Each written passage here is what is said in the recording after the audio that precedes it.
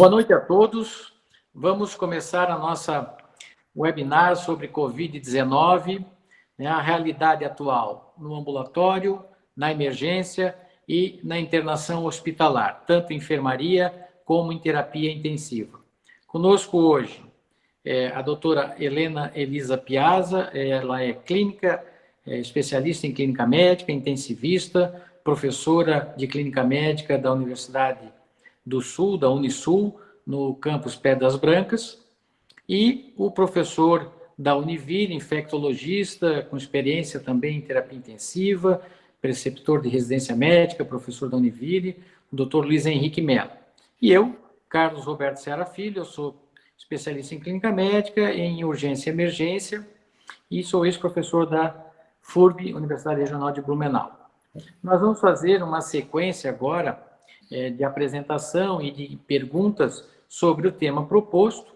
Nós vamos começar com o Dr. Luiz Henrique Mello falando e a gente conversando sobre o atendimento do paciente no ambulatório, mais especificamente em centros de triagem, onde se faz toda a avaliação do paciente, se o paciente vai ser testado, não vai ser testado, se já testou, é positivo, se ele vai ser tratado a nível ambulatorial, ou se ele vai ser encaminhado para o setor de emergência de um dos hospitais, ou até mesmo já direto para a internação em função da evolução. Tentar desmistificar uma coisa que ficou, na minha visão, como clínico, eu vou fazer uma avaliação inicial, lá no começo da epidemia, quando disseram várias vezes, algumas autoridades, inclusive o nosso ministro da Saúde, fique em casa. Se você tem um sintoma leve, uma febre, uma dorzinha no corpo, como dizia, uma tossinha seca, fique em casa. A medicina nunca preconizou isso. A medicina sempre preconizou que o paciente, nos primeiros sintomas, já procurasse o seu médico e, principalmente, não se automedicasse, né? E nessa epidemia, no início, a gente viu o contrário, né? Mandando as pessoas doentes, porque se já está com febre, está com tosse, está com dor, ele já está doente. Não precisa ser Covid-19, mas ele tem alguma síndrome, que pode ser um resfriado, uma gripe simples, pode ser influenza, mas ele tem um problema. E se ele tem problema de saúde, ele tem que procurar um médico e não ficar em casa. Então, eu gostaria de fazer essa colocação inicial, que eu acho que foi um dos primeiros erros que se cometeu no início dessa epidemia, e agora alguns já conseguiram ver que foi um erro e já estão orientando ao contrário. O próprio Ministério da Saúde agora, com o novo ministro que está aí, mesmo sendo transitório, como diz, ele está recomendando ao Ministério que as pessoas procurem os ambulatórios, os médicos, para poderem ser avaliadas e, se precisar fazer o exame, a avaliação, eu faço. Então, eu passo agora a palavra para o doutor Luiz Henrique, para ele fazer uma avaliação de como está evoluindo a parte ambulatorial e a chegada à emergência, se for necessário. Obrigado, Seara. É um prazer estar aqui com vocês, a Elisa, grande amiga de grandes congressos, inúmeros congressos, Seara, parceiro aí de longa data. É uma situação bastante peculiar a que nós estamos vivendo. Eu já vivi algumas epidemias e eu sou infectologista por causa da pandemia de AIDS, no qual me deixou muito intrigado essa doença nova lá na década de 80, e a partir de lá a gente enfrentou diversas outras, sendo que a mais desafiadora até então foi o H1N1 em 2009, onde a gente imaginava que iria chegar num patamar como esse, mas, felizmente, não aconteceu, porque a mutação do H1N1 não foi suficiente para deixar tantas pessoas vulneráveis como o coronavírus conseguiu agora em 2020. Eu vou fazer um breve histórico para saber por que nós chegamos no centro de triagem. Então, a história começa lá em dezembro de 2019, quando os primeiros casos de coronavírus começaram na China, e na época de férias aqui, Natal, etc., mas já me chamou a atenção a peculiaridade da doença, com as manifestações muito incomuns por uma infecção de vias respiratórias, e fez com que a gente, no Hospital Dona Helena, já na segunda semana de janeiro, fizesse uma reunião, comentássemos sobre essa situação e fizéssemos um protocolo de atuação no Hospital Dona Helena para a eventualidade da chegada da doença em Santa Catarina. Por que disso? Nós temos grandes empresas e nós temos pessoas que viajam bastante. Você sabe que eu faço medicina de viagem e tem várias empresas que têm fábricas na China e não seria impossível e nem incomum um desses indivíduos que estivesse naquele local pudesse vir para Santa Catarina e Joinville, e com isso nós podermos encontrar os casos. A partir daí nós fizemos um protocolo específico em vários níveis de atuação, desde a chegada, desde a declaração de pandemia, que eu acho que foi um primeiro erro, demorou-se muito para declarar pandemia pela Organização Mundial de Saúde, seguido a chegada no Brasil, seguido da chegada de Santa Catarina, seguido da chegada em Joinville. Cada um desses fatores desencadeava processos que estavam bem determinados, como seria, com ampliação dos leitos, com ampliação de UTI, com aquisição de respiradores, que desde aquela época nós buscamos já adquirir, a questão dos testes, né, como seria feita a partir do momento que a gente tivesse disponível, toda uma estratégia para essa eventual chegada. Nós estamos no dia 10 de janeiro. Rapidamente a doença expandiu e nós começamos a olhar os exemplos dos grandes centros que estavam enfrentando, sendo uma novidade muito grande, muitos erros foram cometidos, e o tempo que levou a doença para chegar até aqui em Joinville foi um tempo muito importante de aprendizado, não do que fazer, mas principalmente do que não fazer, né? Essa era uma situação que muito chamava a atenção, porque nós sabemos que Joinville, em especial, tem uma vulnerabilidade muito grande do sistema de saúde em relação a leitos hospitalares e principalmente leitos de terapia intensiva. Um outro erro que se comete é achar que terapia intensiva é ter uma cama e um respirador. Passa ao largo disso. Você precisa ter uma equipe muito bem treinada, muito habilitada para treinar com pacientes extremamente complexos. E com uma segunda variável, o risco de contaminação, que leva a uma perda dessa equipe que já é pequena também, além do cansaço que traz lidar com esse tipo de paciente. Então, a simplificação, achando que ter respirador também seria a solução de todos os problemas, também é uma visão incorreta. Então, a partir daí, a nossa equipe de terapia intensiva aqui em Joinville é de excelência, capitaneada aí pelo Glauco, pelo Milton Caldeira. Nós nos reunimos também para fazer discussões, como seria essa demanda, e a partir daí a Secretaria de Saúde viu que a Hospital Dona Helena havia saído na frente nessa circunstância de idealização de estratégias, e nós fizemos um centro de enfrentamento de Covid na Secretaria de Saúde, com participação de todos os níveis, o nível ambulatorial, o nível de emergência, o nível de terapia intensiva, comunicação, jurídico, enfim, todas as partes importantes para a gente fazer um programa de enfrentamento adequado. A partir daí, a minha ação inicial sugerida foi: nós devemos tirar o máximo possível as pessoas que não precisam de hospital, de procurarem o hospital. O que já é uma briga há muito tempo de evitar que as pessoas que precisam de atendimento, que precisam de uma consulta, procurem a emergência pelo fato do atendimento ser imediato. Nós deveríamos, nesse momento, atacar frontalmente isso, fazendo com que chegassem ao hospital apenas aqueles pacientes que precisariam realmente de todas as comodidades e técnicas e exames que uma emergência traz.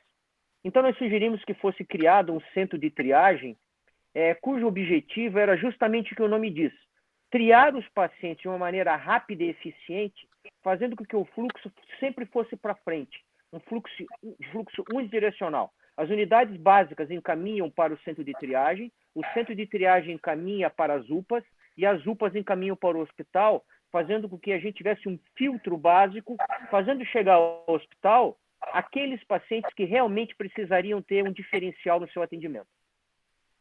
Mas para isso nós precisamos de um local adequado para que a gente tivesse condições de desenvolver todo esse aparato, que não é pequeno, e por um atendimento que a gente imaginava fosse muito grande, né? numa cidade de 600 mil habitantes, onde você sabe que todos 600 mil teriam condições de adquirir a doença, nós precisaríamos ter um volume de atendimentos muito grande. Então, nós imaginamos, num primeiro momento, uma área que nós tivéssemos possibilidade de atender pelo menos 10 pacientes simultaneamente, né? E um atendimento de 12 horas no momento inicial, com gatilhos para fazer essa ampliação, até nós chegarmos no nosso limite, que nós atingimos agora, de 24 atendimentos simultaneamente a cada 15 minutos, o que daria uma condição de atendimento de mais de 100 pacientes por hora, para que a gente pudesse fazer com que os pacientes soubessem que, mesmo chegando lá, mesmo com um número muito grande, eles não precisassem se dirigir ao hospital e criar esse mesmo fluxo aumentado no local onde nós devemos evitar este fluxo. Para isso, nós contamos com a inestimável ajuda de uma empresa local, que foi a Tupi, que tem uma área uma associação atlética, que tem ginásios, que tem um campo de futebol, que tem uma área muito grande. Eles forneceram toda essa área para que nós criássemos esse centro de triagem. Eles montaram todo o centro de triagem com todas as adaptações que nós precisamos. E nós contamos também com o apoio inestimável dos voluntários da Faculdade de Medicina, da Univille de Joinville.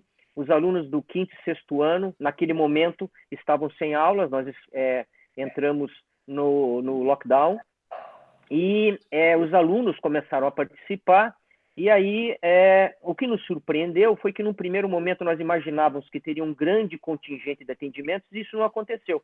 As pessoas não estavam tão preocupadas naquele momento com isso, e, para você ter ideia, nós tínhamos 30 atendimentos por dia no mês de abril, quando nós iniciamos esse serviço.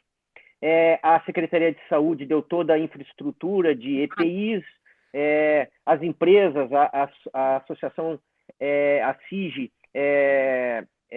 também auxiliou de uma forma bastante consistente. O empresariado abraçou a ideia de uma forma muito interessante, coisa que a Secretaria não conseguiria fazer todo o trabalho que vem desenvolvendo se não tivesse esse apoio. Foram comprados respiradores também, com a ajuda da iniciativa privada, esse espaço, ampliado leitos, um trabalho bastante bonito e interessante de toda a comunidade joinvilense. Bem, criamos então a unidade começou a trabalhar no dia 1º de abril.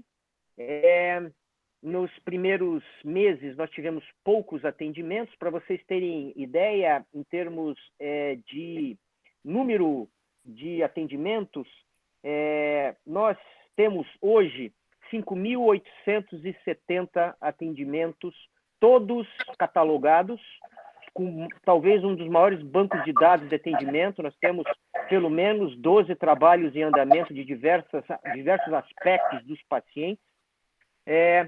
Só que, só para ter um número, até 20 dias atrás, nós tínhamos 3.000 atendimentos. Em 20 dias, nós quase dobramos o número de atendimentos. Nós estamos atendendo mais de 300 pessoas por dia, com expectativa de nós dobrarmos esse atendimento nas próximas semanas. E isso fez com que a gente passasse de 5 médicos, 5 voluntários e estagiários que começaram a participar a partir do momento que as aulas voltaram, para 10 estagiários, e agora nós temos simultaneamente 20 estagiários atendendo para essa demanda, para que a gente consiga fazer com que a população acredite no serviço, que nós tenhamos ao mesmo tempo alunos e voluntários que estão aprendendo no ritmo deles, sem atrapalhar a velocidade que o sistema precisa, e para isso nós precisamos de um contingente maior de pessoas e tínhamos espaço para isso. O atendimento, então, ele vem aumentando de maneira considerável. Sabendo dessa nossa reunião, eu fiz um levantamento dos dados do atendimento para apresentar aí para o pessoal que está nos ouvindo. Então, foram 5.870 atendimentos até a sexta-feira passada. Desses 5.870, o que me chamou a atenção foi que 46%, quase 50%, foram de pessoas dos 18 aos 30 anos de idade. Aquilo que chamava atenção era que pessoas acima de 60 anos que procurariam mais, eles representam 4% só do contingente que nós estamos atendendo.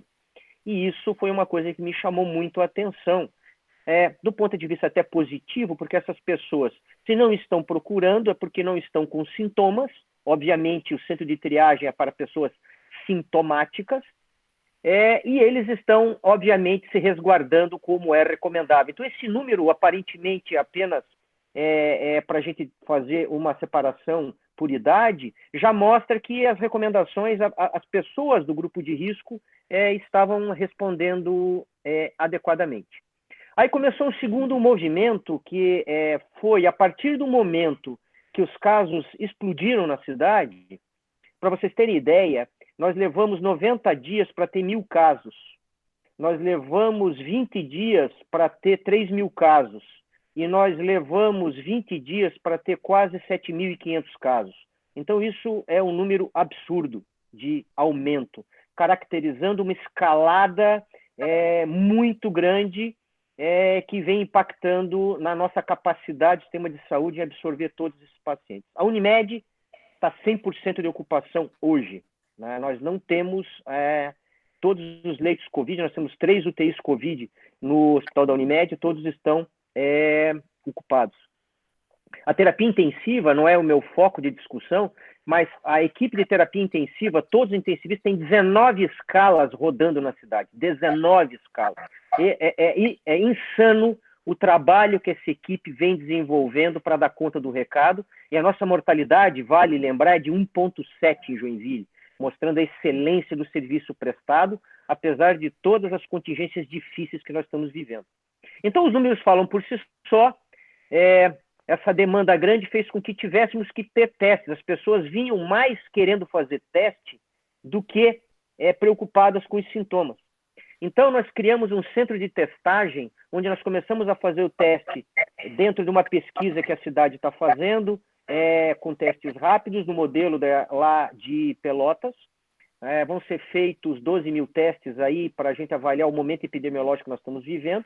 E também a prefeitura praticamente triplicou o número de testes no centro de triagem. Nós fazíamos 50 testes por dia, passamos a 100, e a partir da semana que vem nós vamos fazer 200 testes por dia, dentro de uma escala que foi criada por nós. Existe uma escala que nós estamos validando, essa escala, no qual nós avaliamos os critérios de severidade no centro de triagem, buscando o quê? Buscando identificar qual paciente deveria ir para a UPA, para fazer uma pré-avaliação antes do hospital, para caso apresentasse os sinais de criticidade, encaminhasse para o hospital, então, já sabendo que ele seria internado, e com isso nós daríamos um fluxo para os pacientes. Se você me permitir, Seara, eu queria apresentar essa tabela para as pessoas verem quais são os critérios que nós adotamos. Eu volto a frisar, isso não está validado, isso é uma estratégia que foi criada entre nós, os hospitalistas capitaneados pelo doutor, pela pneumologia, o doutor Fabiano Schwingel, e pelo Glauco da terapia intensiva. Então, nós juntamos todos os setores que lidam com esses doentes para nós avaliarmos quais as variáveis importantes para isso. Então, eu vou aqui puxar só esse dado para mostrar a tabela para vocês, para a gente poder fazer uma discussão aí até com a Elisa, podendo também dar aí a sua crítica em relação a essa tabela. Vamos ver se eu consigo abrir aqui. Só quero que vocês me digam se vocês estão enxergando. Vocês estão enxergando a tabela aí? Sim. Estamos. Sim. Então, aqui, como é que funciona aqui? Então, quais são... Nós temos 2 níveis de pontuação. A pontuação A, que basicamente são as pontuações de dados clínicos, onde nós temos temperatura, e em 4 níveis de pontos, 0, entre 35 e 38, 1 ponto menor que 35 ou entre 38 e 39, 2 pontos acima de 39, frequência cardíaca menor do que 100 ou maior do que 100, respiratória menor do que 18, entre 19 e 30 e mais do que 30, PA sistólica maior do que 100, 0 pontos, 2 pontos entre 90 e 100, 3 pontos é menor do que 90, saturação maior ou igual a 95, 0 pontos, e aqui é o grande parâmetro que nós usamos, saturação menor que 95, 3 pontos. Dispneia também, presença de dispneia, 3 pontos, e idade e comorbidades, menor que 60 anos, 0, 60 79, 1 ponto, 2 pontos maior do que 80 anos, comorbidades, 2 ou mais comorbidades, 2 pontos. Qual é o critério de testagem e o critério de encaminhamento? Mais 3 ou mais pontos é equivalente a encaminhamento para a UPA para avaliação, onde vão ser feitos os exames, onde vão ser feitas as avaliações para analisar se esse indivíduo tem necessidade ou não de encaminhamento para o hospital, para então a internação em enfermaria e, na eventualidade, encaminhamento para o hospital. Quantos por cento dos pacientes nós encaminhamos baseado nesses critérios? Nós tivemos um encaminhamento de 30% dos pacientes, com 5% de internação. Nós tivemos o cuidado, e estamos tendo o cuidado, de ligar para todos os pacientes que foram atendidos. Isso é um trabalho hercúleo que os nossos voluntários da Faculdade de Medicina da Univille estão fazendo, no sentido de ligar para os pacientes 30 dias após para ver qual foi o desfecho do atendimento. Se aqueles que não foram encaminhados tiveram algum problema, se alguém que foi dito que não era para internar foi internado, aqueles que foram para o hospital, se foram devidamente atendidos ou não. Eu não tenho esses dados para apresentar para vocês ainda, mas os números que nós temos demonstraram exatamente aquilo que a gente tem visto na população geral, nos estudos em geral.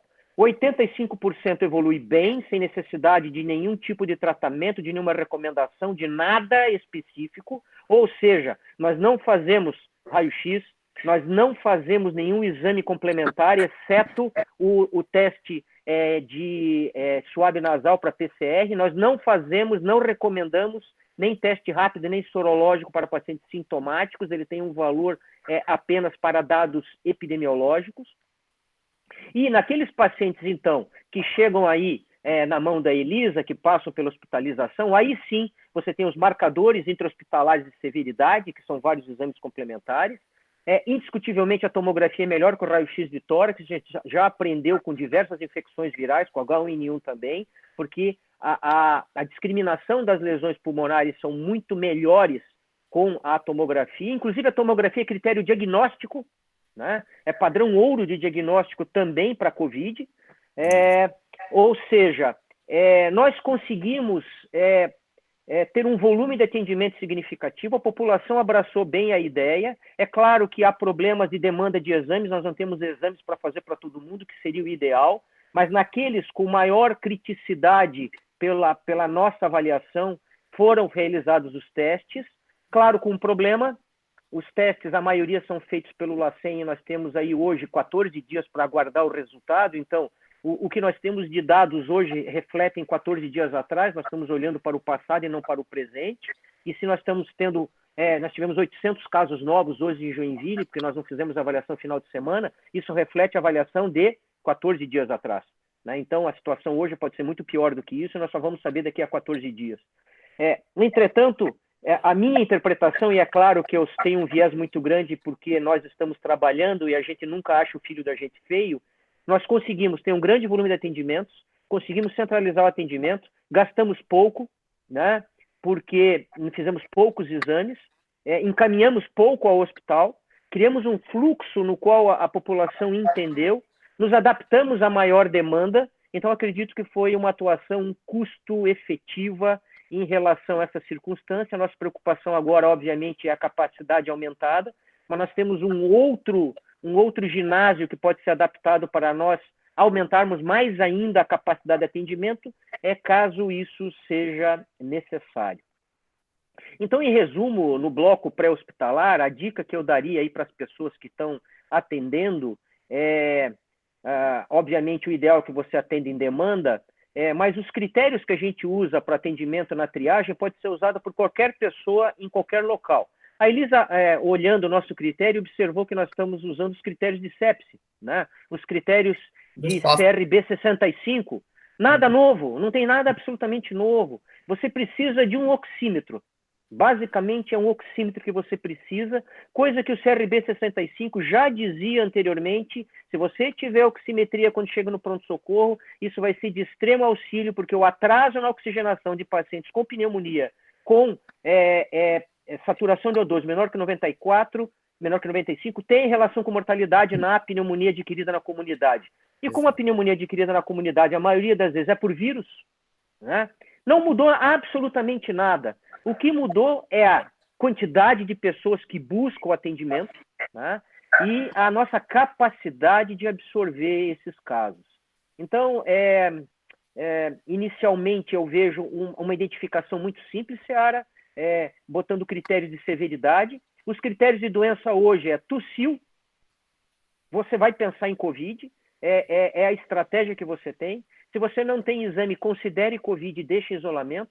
Concordo com você que a estratégia de ficar em casa, não procurar o hospital, é uma estratégia inadequada, ou não procurar atendimento médico, desculpe, não procurar o hospital, mas você precisa ter uma demanda de atendimento capacitado para absorver a demanda gigante de pessoas que você tem, como eu mostrei, por exemplo, a nossa demanda aqui em Joinville. Eu acho que inicialmente era isso que eu tinha para apresentar, e aí eu fico aberto aí às eventuais perguntas, dúvidas que vocês tiverem em relação a essa abordagem que a gente adotou aqui em Joinville. Luiz, eu queria só antes fazer uma colocação, de passar para a Elisa, e depois, no final, a gente faz as perguntas que estão chegando aqui, quem está nos assistindo. Okay. Com relação à tua grade que tu mostrasse ali, os critérios, acho que é uma coisa importante a gente colocar, porque às vezes as pessoas se baseiam muito no protocolo e elas não conseguem abrir o leque de visão, né? Elas leem aquilo ali e têm dificuldade de interpretar, né? Então, às vezes, elas cometem uma conduta inadequada porque, não, mas estava no protocolo, estava lá naquela grade, dizia que era isso. Então, vou pegar um exemplo bem característico, que é a saturação de O2, já que tu reforçou no oxímetro, que é hoje uma coisa simples de ter, que muita gente tem em casa. Então, quando fala ali no critério de maior de 95 ou menor de 95, nós temos que deixar bem claro para as pessoas que estão nos assistindo, os nossos colegas e estudantes, que provavelmente deve ser o grupo maior, né? Pessoas idosas acima de 70 anos, elas podem ter uma graduação menor de saturação, abaixo de 95, e ser considerado normal. Cada 10 anos isso muda, 70, 80, 90, 100, certo? E outra coisa, tem pacientes que já têm uma comorbidade leve e que ele já se adapta a uma saturação de 93, 94, e ele tem uma vida, vamos dizer assim, dita normal dentro desses parâmetros. Isso é muito importante, porque pela somatória de pontos, daqui um pouco, pega a idade, mais uma saturação de 94, certo? E mais um quesito, ele já transforma o paciente em grave, né? E acaba fazendo o quê? Muitas vezes um encaminhamento para o ambiente inadequado ou um tratamento inadequado, excessivo ou de maneira errada. Então, acho que isso tem que ficar bem claro, né, para quem está nos assistindo, que são critérios, eu acho que são... Eu concordo com tudo que está ali na grade, é o que a gente usa aqui na Unimed e no próprio SUS, né? Mas eu sempre falo muito nessa parte, tanto da frequência cardíaca como da saturação de oxigênio. São duas coisas que sofrem muitas interferências e muitas vezes sem uma patologia grave, né? Já é o basal daquele paciente antes dele ter outros sintomas, certo? E como ele está ansioso, ele acaba indo lá, como tu disse, ele quer fazer o teste. Aí o médico coloca o oxímetro, dá 94. O cara está ansiosíssimo, dá 102 a frequência. E ele tem 78 anos. Ele já entrou no critério, mas na realidade ele não tem, como dizer assim, critérios teoricamente, né? Praticamente, ele tem na teoria. Então, só para reforçar o que tu colocou, eu acho que é importante as pessoas terem uma ideia de que tem que avaliar a história do paciente. O principal, eu reforço sempre, é a história e o exame físico. Os dois juntos é que vão fechar o teu diagnóstico, né? Tem que ter esses critérios, eu acho ótimo, aprovo, mas não pode esquecer de olhar a parte, vamos dizer assim, epidemiológica do paciente, a história dele, ok? Só depois... Deixa eu contextualizar o que você falou, porque a gente precisa contextualizar. Certo. Primeiro, eu falei para vocês que nós temos voluntários estagiários e voluntários e estagiários não médicos. Certo. E que é um centro de triagem, ou seja, e triagem COVID. Então, a nossa função são duas funções. Avaliar se os sintomas que o paciente apresenta são compatíveis com COVID ou não, e para isso não precisa ser um médico especialista. E segundo, avaliar, caso haja dúvida na possibilidade de poder ser grave, ainda mais em indivíduo acima de 70 anos, e nós não fazemos anamnese, não fazemos exame físico, não fazemos nenhum teste, nós só triamos para encaminhar para o para a UPA, e lá na UPA será avaliado pelo médico, que vai fazer a história completa, que vai fazer a avaliação, e aí sim ele vai poder dar essa diferenciação que você muito bem colocou, para separar o joio do trigo. Então, a triagem basicamente é especificamente avaliar se tem algo que foge, que traz preocupação e que deve ser avaliado com essa especificação que você colocou. Então, nós partimos do pressuposto, na dúvida pró-réu, pode ser grave? Sim, manda para o hospital. Para você ter ideia, quantos por cento a gente manda da UPA, que vai no encontro que você falou, de todos que nós mandamos, 10% só foi internado. Então, certamente, nós encaminhamos muitos que não precisariam realmente estar lá. Mas o momento que a gente se encontra com a equipe que a gente tem, e no momento que isso é uma situação emergencial, é uma situação única, que nunca foi vivida depois de 1918. Então, as medidas são tomadas com uma determinação muito grande. É centro de triagem de COVID, avalia se é possível ou não ser e se pode ser grave ou não. No hospital, ou melhor, na UPA, é que vai ser feita essa triagem melhor, e com essa triagem que você falou com a história, 10% só foi internado. Só para você ter uma ideia da efetivação do processo. Perfeito. A minha fala foi por isso, justamente porque as nossas realidades são diferentes, Luiz. Por exemplo, onde tu estás e onde a Elisa está em Florianópolis, vocês têm UPAs. Nós aqui em Blumenau não temos UPA. O nosso recurso para urgência e emergência é pronto-socorro. Não tem UPA, não tem atendimento. É outra realidade. Nós temos ambulatórios gerais que funcionam alguns até a meia-noite ou 10 horas. E acabou. Final de semana nem todos abrem, certo? Então, quando eu tentei colocar isso, é justamente isso. É o paciente que está no ambulatório ou no consultório que acaba sendo encaminhado para esse centro de triagem. Nós também temos um aqui na Proeb, na Vila Germânica. Então, acaba indo muito paciente que não tem indicação de estar na triagem. Ele foi, vamos dizer assim, pré-triado de uma maneira errada. Ou seja, ele foi jogado num local que não teria indicação nenhuma. O fluxo foi incorreto. A triagem sempre vem antes do atendimento médico e não depois do atendimento médico. Exato. Por isso que o fluxo tem que ser para frente, não para trás. Exato. Então, é isso que a gente tem que desmistificar para as pessoas entenderem aonde mandar, aonde pedir e como fazer, né? Mas eu acho que ficou legal. Acho que assim acho que as pessoas estão nos assistindo, estão entendendo, né, como é que a coisa tem e deve funcionar para ser bom para todo mundo, né? Exatamente. Enfermagem, principalmente para o paciente, né? Porque expor ele é pior do que não fazer nada. Então vamos lá, vamos passar para a doutora Elisa, ela vai nos falar agora sobre os pacientes no hospital, seja o paciente que foi para emergência, o paciente que vai internar na enfermaria, o paciente que internou na UTI, o que nós temos hoje de conduta e de comportamento médico adequado para o atendimento desses pacientes com Covid-19.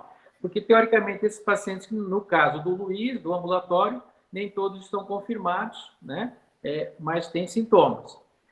No hospital, não. Todos estão, a princípio, confirmados. Como não está testando todo mundo, ainda tem muita gente sob suspeita. Pelo menos aqui em Blumenau, quase 50% da enfermaria interna é suspeita sem diagnóstico confirmado.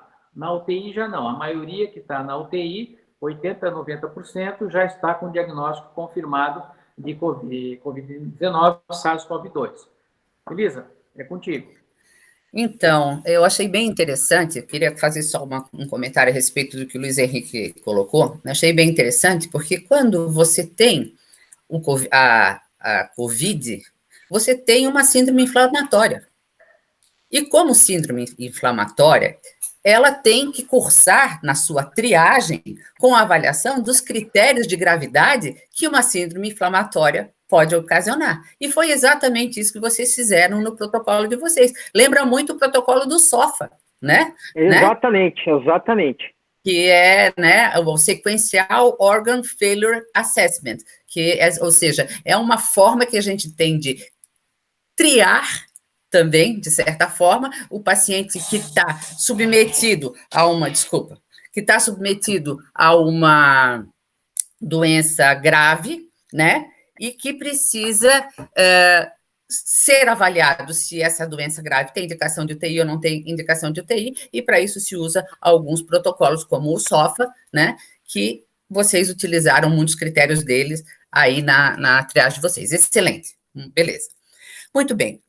Temos um outro aspecto que eu acho muito interessante que tem que ser colocado. A partir do momento que esse paciente entra no hospital ou entra na UPA, vindo triado como sendo uma suspeita de uma síndrome inflamatória por COVID, né?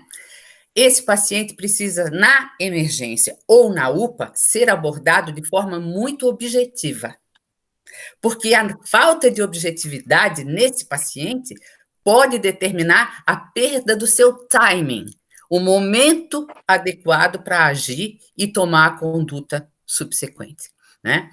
E como que a gente poderia fazer isso? Como que a gente vai reconhecer aquele paciente que está no timing exato de eu fazer o que eu tenho que fazer, né? A primeira coisa, e a mais importante, é óbvio, você tem um paciente com comorbidade, obeso, idoso, você já, com suspeita de Covid, você já vai levantar as anteninhas pensando assim, poxa, estou diante de um cara que pode potencialmente evoluir mal, porque normalmente tem menos reserva imunológica para sair dessa situação. Mas a gente sabe, e eu vivo dizendo isso para os alunos e nos debates que eu tenho participado, que a Covid é o jogo do mico. Todo mundo aqui, eu, o Seara e o Luiz Henrique, já jogamos o jogo do mico quando éramos crianças, né? Não, eu não joguei, não. Não joguei, não. Não, eu sou mais novo. Mas quem já brincou do jogo do mico sabe que ninguém sabe quem vai pegar o mico. E é exatamente aí que entra o questionamento que a gente tem que fazer nessa síndrome inflamatória da Covid. Ninguém sabe quem vai ficar com o mico. A vovó pode vir para o hospital e ir para casa, e o rapaz de 30 anos pode vir para o hospital e não voltar mais para casa e morrer, porque ninguém sabe quem vai ficar com o mico. E a gente não sabe ainda, por se tratar de uma doença nova, qual é o mecanismo que deflagra essa liberação de citocinas tão absurda, que faz uma tempestade citocínica e que é capaz de danificar em maior ou menor grau os órgãos-alvo da síndrome do Covid, que são pulmão, coração e o sistema nervoso central. São os 3 órgãos-alvos principais. Todos os outros que acabam, por consequência, piorando quando o paciente já está muito grave, o fazem por conta do processo inflamatório da sepse viral, no caso, e com suas consequências naturais que nós, como intensivistas, conhecemos. Mas o que eu queria colocar é o seguinte, como a gente não sabe quem vai ser premiado como mico, a gente tem que, no momento em que está atendendo esse paciente na emergência, fazer a oximetria desses pacientes. E eu vou dizer isso, e eu digo isso com muita segurança, por quê? Porque na síndrome da Covid, além da tempestade citocínica, que a gente pode presenciar em alguns pacientes, a gente tem 2 tipos de pneumonia. A gente tem uma pneumonia que cursa com lesão alvéolo intersticial e uma pneumonia que só cursa com lesão intersticial. E esses 2 tipos de pneumonia que ocorrem na síndrome da Covid, elas têm manifestações curiosas. Por exemplo, os pacientes que têm o tipo de pneumonia em cujo pulmão tem uma grande elasticidade, e aí eu gostaria de salientar que o critério E o conceito de elasticidade significa a capacidade que o material tem de retornar a seu estado de repouso natural. Então, quando você fala que um pulmão tem baixa elasticidade, automaticamente você está dizendo que ele é muito distensível. Ok? Então, esses pacientes podem ser considerados pacientes com uma doença pulmonar, a COVID, e com alta distensibilidade ou com alta complacência, que são chamados os pacientes L. L de low elasticity, que, na verdade, é baixa capacidade de retornar ao estado inicial, ou seja, é pulmão que expande bem. Esse paciente que tem um pulmão que expande bem, ele deve ser avaliado de forma diferente do paciente que tem high elasticity, ou seja, alta capacidade de não retornar ao seu estado de repouso natural. E, com isso, esse paciente vai ter baixa complacência. Quando um paciente tem esse tipo de pulmão altamente complacente ou baixa complacência, esses pacientes evoluem de forma diferente e têm que ser tratados de forma diferente, e o médico tem que aprender a reconhecê-los.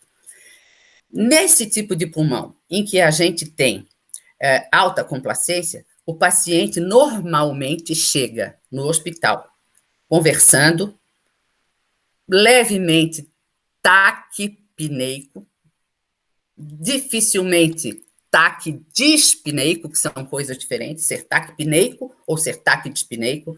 Dificilmente são taquidispneicos, pode ser um pouco taquipneicos.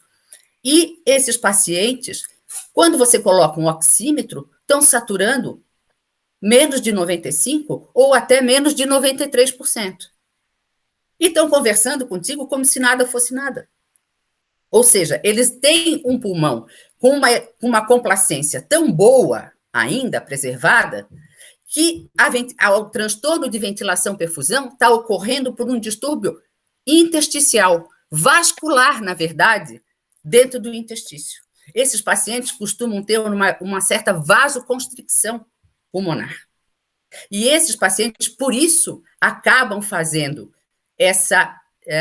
esse distúrbio de ventilação-perfusão, mas com boa complacência. E o que ele vai fazer? A hora que o médico colocar o oxímetro no dedo desse paciente, ele vai perceber que, se ele colocar uma cânulazinha de oxigênio a 6 litros, que corresponde a uma FO2 mais ou menos de 44%, esse paciente rapidamente começa a aumentar o volume corrente pulmonar e ele começa a estabilizar. Então, esse paciente é o paciente que tem uma pneumonia intersticial sem preenchimento alveolar. É o paciente que nós chamamos L, que tem o pulmão L, que é um pulmão que pode evoluir para o fenótipo H. Esse fenótipo L pode evoluir para o fenótipo H. O fenótipo H é aquele paciente que tem baixa complacência, o pulmão é duro e o pulmão é encharcado. Esse paciente vai chegar no hospital e vai mostrar que está hipóxico, diferentemente do outro, que está hipóxico porque você bota o oxímetro e percebe que ele está hipóxico. Esse não, esse chega no hospital com franca hipóxia, e ele tem um alvéolo duro e um pulmão encharcado. E esse paciente tem que ser abordado com extrema rapidez, com extrema velocidade, rapidamente ser entubado e levado para uma unidade de terapia intensiva, porque se você fizer uma relação entre a PO2 e a FO2, se tu coloca, por exemplo, faz as placas, está saturando 92%, divide os 92 pela 6 litros por minuto, dá 44, e vê qual é essa relação que ele tem. Se esse paciente tiver uma relação PO2-FO2 menor do que 300, tu levanta as orelhas, porque esse doente pode virar do fenótipo L para o fenótipo H. Ok? É imperioso que, ao chegar no hospital, o paciente com suspeita de COVID, que seja detectado portador de hipóxia pela saturação baixa de oxigênio, faça uma tomografia de tórax.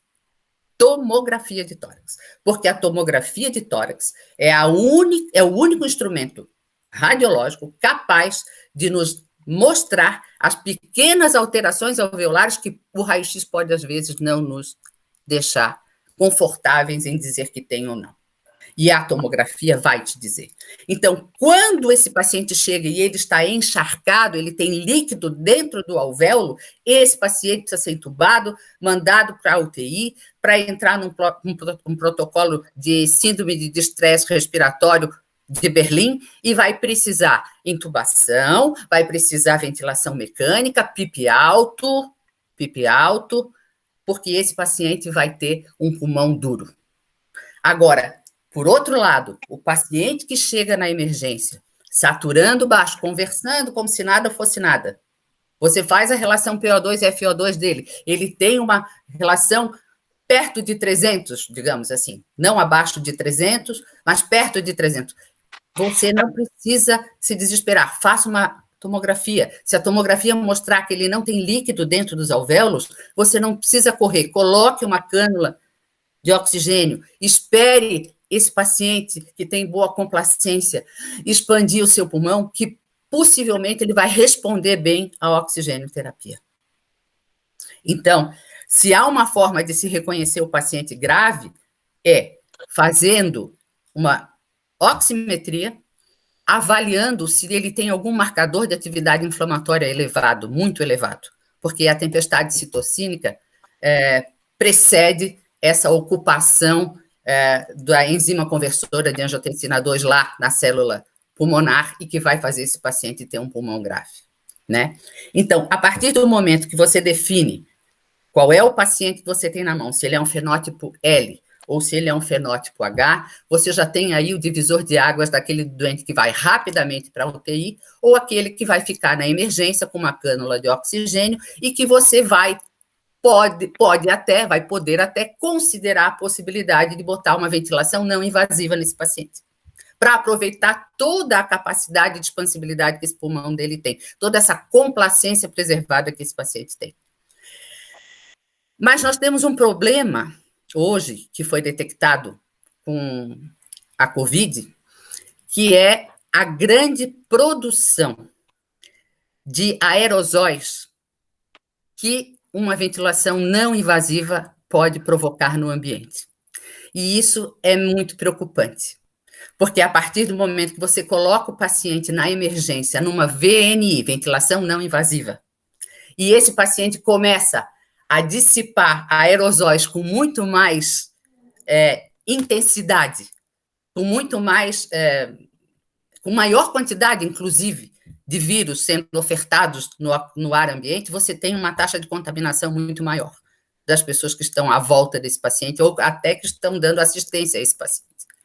Então, a ventilação não invasiva, ela pode resolver o problema pulmonar do paciente que chega com um pulmão fenótipo L? Pode, claro que pode.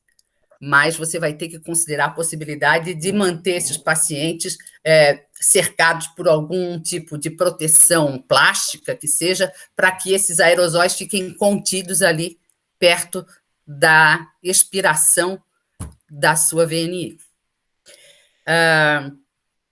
Eu acho que, em princípio, seria isso. Em relação ao fato de chegar no hospital e se reconhecer, era importante que tivéssemos essas duas colocações, em relação ao fenótipo L e ao fenótipo H, e os outros dados, que seriam a sua evolução dentro da unidade de terapia intensiva, aí a gente vai abordar basicamente a questão da ventilação mecânica, porque esse doente já está sabidamente grave, já está dentro de um ambiente de terapia intensiva, e aí cabe ao médico, nesse momento, saber calcular a complacência pulmonar. Então, ao lado desse paciente que foi entubado, que foi inicialmente colocado com um PIP de 5, não começa nunca já com um PIP de 15, começa com um PIP menor, vai titulando esse PIP para ver qual é o grau de recrutabilidade desse pulmão. Por que a gente tem que ver qual é o grau de recrutabilidade? Porque as manobras que se faziam antigamente de recrutação alveolar não se fazem mais em terapia de intensiva, já se mostraram serem mais letais do que benéficas. Mas a capacidade de recrutamento, essa permanece. E o médico só tem uma forma de testar se esse pulmão é recrutável ou não. É sabendo se esse pulmão é complacente e sabendo se esse pulmão vai, à medida que você vai titulando o PIP, consegue atingir uma pressão de platô de mais ou menos 30, que é o que a gente considera ideal, e aí você calcula o volume total que o paciente está recebendo no ventilador e divide pela diferença da pressão de platô menos o PIP. E aí você tem o cálculo da complacência, você sabe, se esse pulmão for complacente, ventile-o com 8 litros. Não o ventile como você ventilaria um paciente com SARA, porque você vai fazer mal esse doente, você vai matar esse doente. Você precisa dar volume para esse doente. Os protocolos alemães, porque foi o país da Europa com menor mortalidade, tiveram todos eles essa estratégia, a estratégia de se lançar mão de volumes correntes elevados, FiO2 elevada, nos pacientes que tinham pulmão fenótipo L.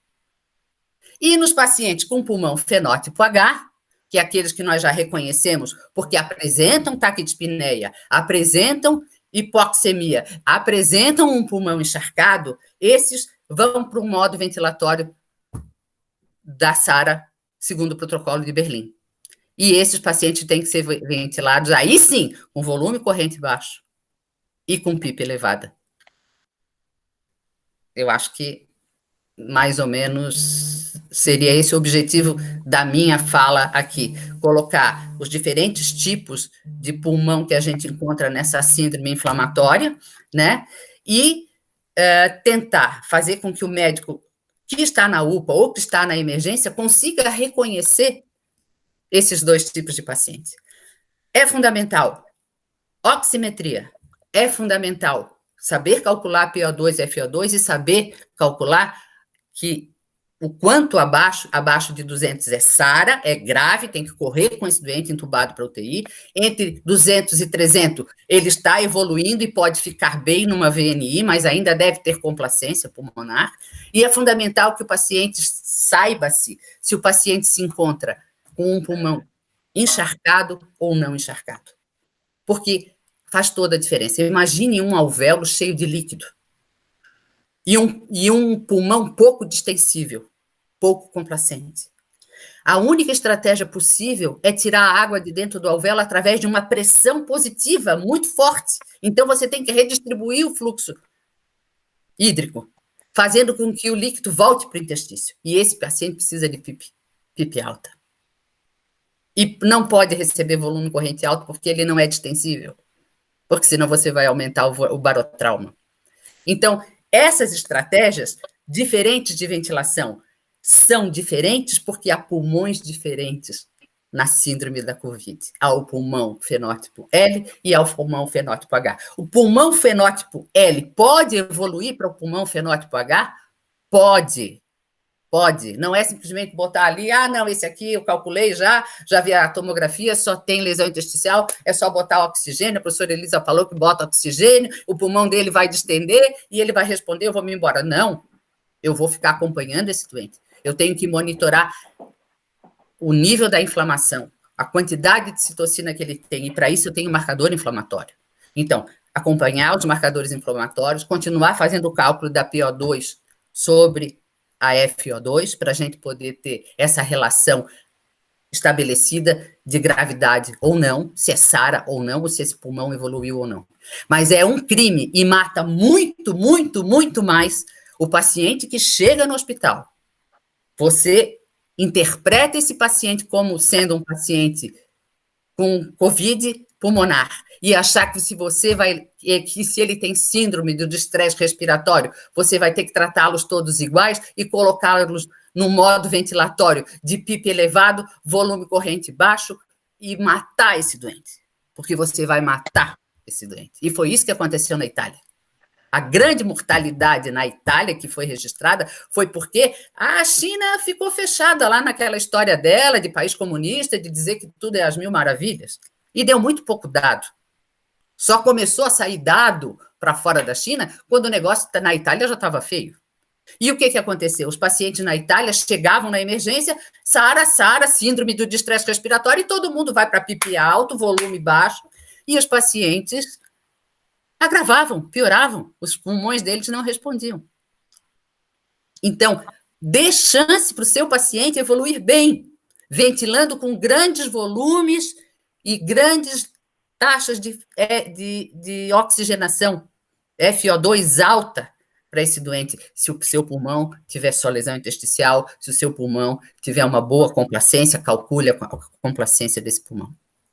Uma outra coisa que mata muito os pacientes que vão para a unidade de terapia intensiva e que tem SARA e que são submetidos ao protocolo da SARA é a PIP elevada, causando uma insuficiência ventricular direita. A insuficiência ventricular direita, provocada pela tensão aumentada dentro do tórax, com uma pressão de perfusão pulmonar muito alta. Então, é preciso, nesses pacientes, que se lance mão de drogas que possam fazer vasodilatação pulmonar. E aí a gente tem algumas drogas, como o óxido nítrico, que a gente pode usar, ou pode usar a milrinona, que são drogas que vão, além de fazer vasodilatação, ainda ajudar, como a milrinona, na contratilidade do ventrículo direito. E dar pouco líquido, fazer balanço hídrico negativo. E aí, consequentemente, muitos desses pacientes que estão com grande inflamação, baixo volume hídrico, acabam fazendo insuficiência renal e fazendo todas aquelas complicações que eu falei que viriam na sequência daquele paciente grave. Né? Então, é fundamental que nós tenhamos esse tipo de conhecimento, porque se nós não tivermos esse tipo de conhecimento, nós não vamos salvar, nós vamos matar. Muito mais do que salvar os doentes. E quem nos alertou para isso foi a Alemanha e o professor Gattinoni, que foi para o norte da Itália, com a sua equipe, ele é da Universidade de Göttingen, na Alemanha, e fizeram, então, a avaliação fisiológica da síndrome da síndrome do COVID, a síndrome inflamatória COVID, causada pelo vírus SARS-CoV-2. Então, só porque tem SARS no nome do vírus, não significa que essa SARS tem que ser tratada de forma igual. Porque há 2 fenótipos diferentes, há 2 pulmões diferentes, há 2 síndromes de COVID diferentes. E se vocês me perguntassem, professora, que remédios a gente dá para esses pacientes? Bom, já sabemos, e não tem o que se discutir, que os ingleses fizeram um trabalho em que dexametasona, 6 ml, 6 miligramas uma vez ao dia, é o tratamento de escolha para o tratamento desses pacientes. E por que responde tão bem ao corticoide? Essa é uma pergunta que não quer calar, né? Na verdade, a SARS-CoV, o vírus SARS-CoV, a COVID-19, ela faz um pulmão muitíssimo semelhante ao edema pulmonar de altitude. O edema provocado pelo SARS-CoV-2 é um edema muito parecido ao edema pulmonar de altitude, porque ele ocorre por alteração vascular dentro do pulmão. E essa inflamação que ocorre no pulmão, fazendo com que haja extravasamento de líquido para dentro do alvéolo, responde muito bem ao corticoide. Como no edema agudo das altitudes também. O edema agudo pulmonar de altitude, o tratamento preferencial é dexametasona, né? Injetável, os alpinistas levam lá a sua dexametasona pendurada na mochila.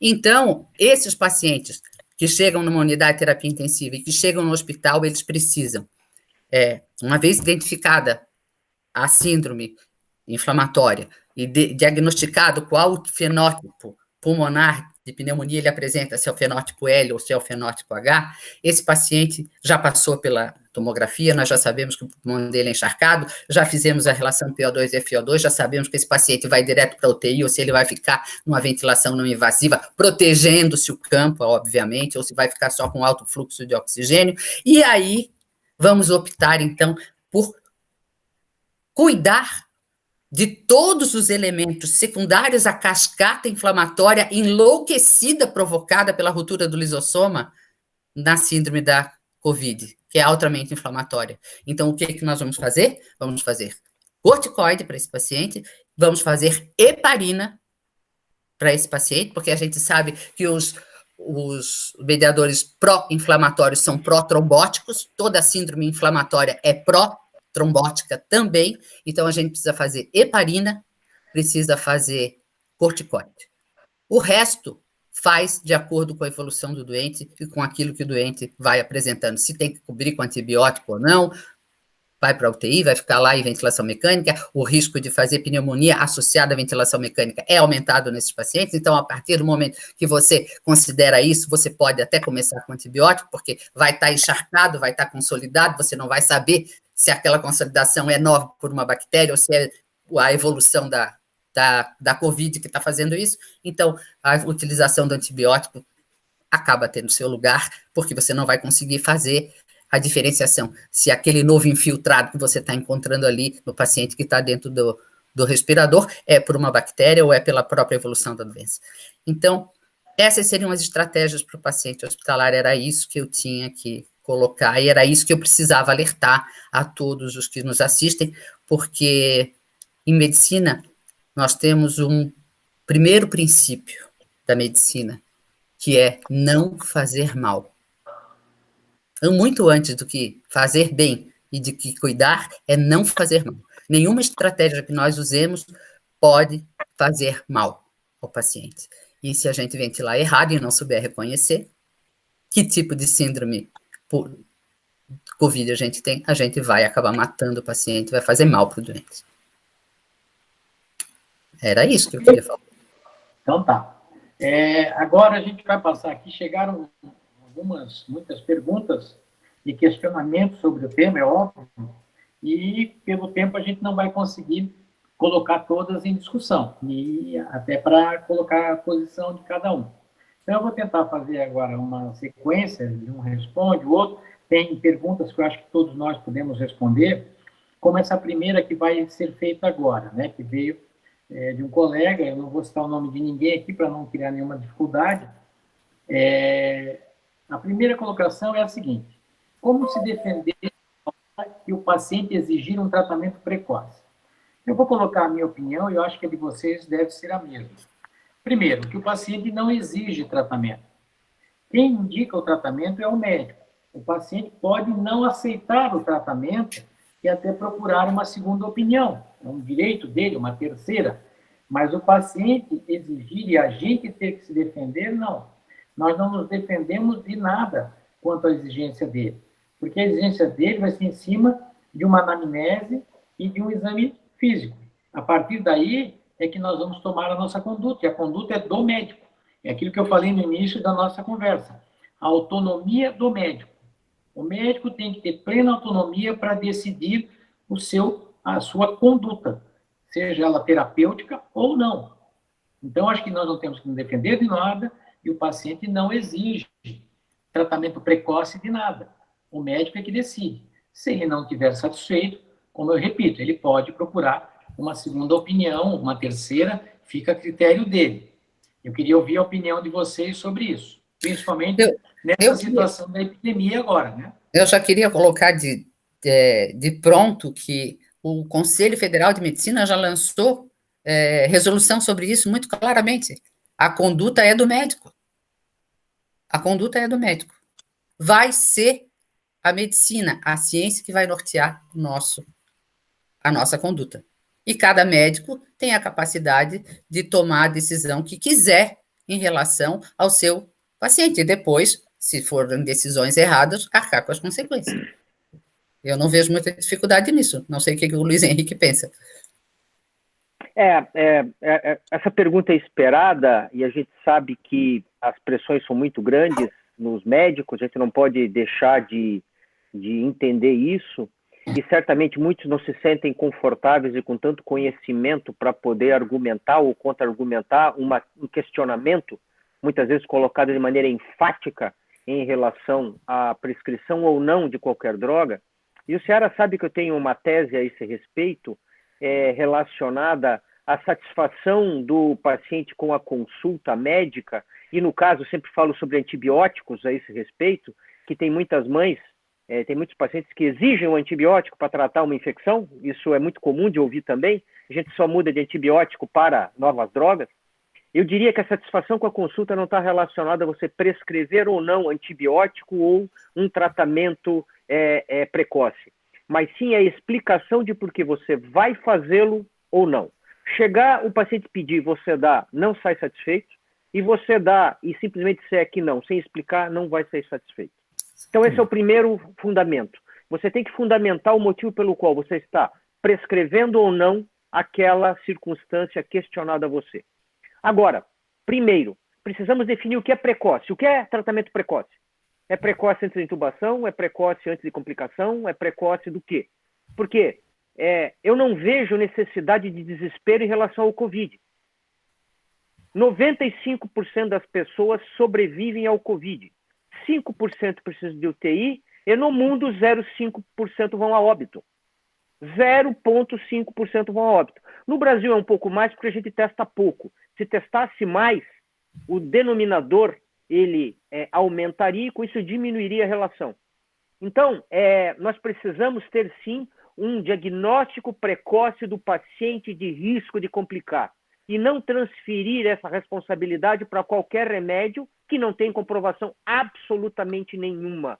Por isso que a discussão aqui entre eu e a Elisa, nos diferentes níveis, é identificar qual é o paciente que tem risco de complicar, que vai cair fora daqueles 95% que vão melhorar espontaneamente. Se você der qualquer remédio para esses 95%, qualquer um vai funcionar. Agora, se você der qualquer coisa, em qualquer momento, para esses 5%, ele vai invariavelmente evoluir para a intubação, e se você retardar esse processo, como a Elisa bem frisou, você vai ter uma grande chance de insucesso. Então, troquem tratamento precoce para diagnóstico precoce do paciente que está perdendo o controle da inflamação. Este é o objetivo. Primeiro, nós não sabemos o que é precoce. Segundo, nós não temos nenhum tratamento que mostrou que vai evitar complicação, porque esse é o objetivo do tratamento precoce. Seria eu dar algum medicamento que vai evitar que o paciente vá para a intubação, que ele vá falecer por insuficiência respiratória. Não tem nenhum tratamento que faça isso comprovadamente. Um evento que aconteceu agora artigos são muito caros, a Elisa, o Seara sabe disso, para você assinar uma revista médica é muito caro. E com a pandemia, as publicações de Covid todas foram gratuitas. E com isso, todo mundo começou a ter acesso, e normalmente com o mesmo erro que cometem muitos médicos pouco afeitos à pesquisa. Eles leem o título, o resumo e saem com a conclusão. O que não é verdade. Entre o título e a conclusão existe o corpo do estudo, que muitas vezes é totalmente contrário ao que diz o resumo. Portanto, isso gerou com as pessoas lerem os artigos e fazerem algumas suposições que não são reais.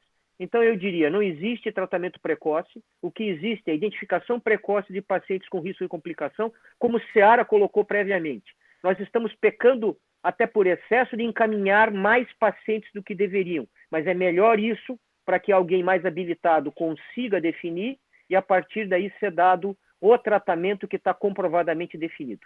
E mais um detalhe, é dexametasona. E é dexametasona em quem tem hipóxia.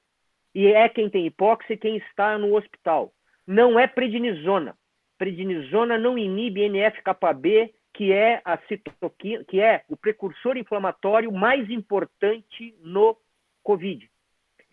É contraindicado prednisona fora do ambiente hospitalar, porque imunossuprime e pode piorar a evolução da doença. Isso já está definido. Está definido tanto contraindicação de prednisona fora do ambiente hospitalar em quem não tem hipóxia, como está indicado dexametasona em quem está internado com hipóxia. Isso tem que ficar muito claro, porque eu tenho recebido muitos pacientes com prednisona ambulatorialmente, muitos inclusive assintomáticos que fizeram um teste positivo, e isso está inadequado. Isso é o que a Elisa falou. Você pode estar causando mal. Em relação ao corticoide, é muito bem colocado o Henrique, Luiz Henrique. E, assim, existe ainda uma outra opção, caso você não tenha dexametasona, o pessoal do Marik, do Paul Marik, lá dos Estados Unidos, né, fez o protocolo MATH, que é MATH+, né? Não vou entrar em todos os detalhes do plus, tá? Mas, assim, nesse protocolo, eles usaram metilprednisolona. Então, nos Estados Unidos... É a segunda opção. É a segunda opção. Então, nos Estados Unidos, hoje, né, já tem trabalhos muito consistentes que dizem que se você não tiver dexametasona, por alguma razão, você pode não ter, não se desespere, você pode lançar mão da metilprednisolona, mas é a única outra droga. Os outros tipos de corticoide, em princípio, não há estudos que se tenha feito que tenham comprovado eficácia. Apenas a dexametasona, 6 miligramas, ou então, se não tiver dexa, faz a tabela de equivalência dos corticoides, vê a valência do corticoide, regula lá, se não me engano, vai dar 20, eu não sei agora, não me lembro mais da tabela de cabeça, eu teria que consultá-la, mas usa a tabela de equivalência de corticoide e faz a tua metilprednisolona, caso você não tenha dexametasona. Só isso. Carlos. Oi, então vamos lá. Agora eu vou uma pergunta até um pouquinho diferente, para a gente fugir uma coisa da ciência e da tecnicidade da coisa. A pergunta que veio é: quais os desafios para a educação médica trazidos pela epidemia? Eu acho que é uma pergunta bem interessante, né? Porque a gente nunca passou por isso por tempo tão prolongado. E o que vocês que estão no meio podem colocar a visão de vocês? Recentemente, eu li um artigo que a impressão que me dava é que o autor tinha entrado no meu cérebro e tinha tirado a minha percepção da coisa, porque de tão parecido com aquilo que eu já havia escrito num dos grupos de debate que a gente tem lá da Unisul sobre a Covid. Nós vivemos um momento onde nós estamos sob extrema pressão. Toda a classe médica e científica está sob extrema pressão. Nós estamos diante daquilo que o professor Fauci, nos Estados Unidos, ou Fauci, não sei como é que se chama, se é Fauci ou Fauci, mas do que o professor Fauci chama de um inimigo formidável. Nós estamos diante de um inimigo formidável, né? E desconhecido, que a gente não sabe ainda muito bem como ele se comporta. A gente tem uma série de teorias de mediadores químicos, enzima de conversão de angiotensina, mediadores inflamatórios, lisossoma, tudo isso que a gente falou aí, que está no mecanismo de ação da doença, pelo que se conhece até agora, mas é um inimigo formidável, novo, e que nos colocou numa pressão enlouquecida por fazer alguma coisa.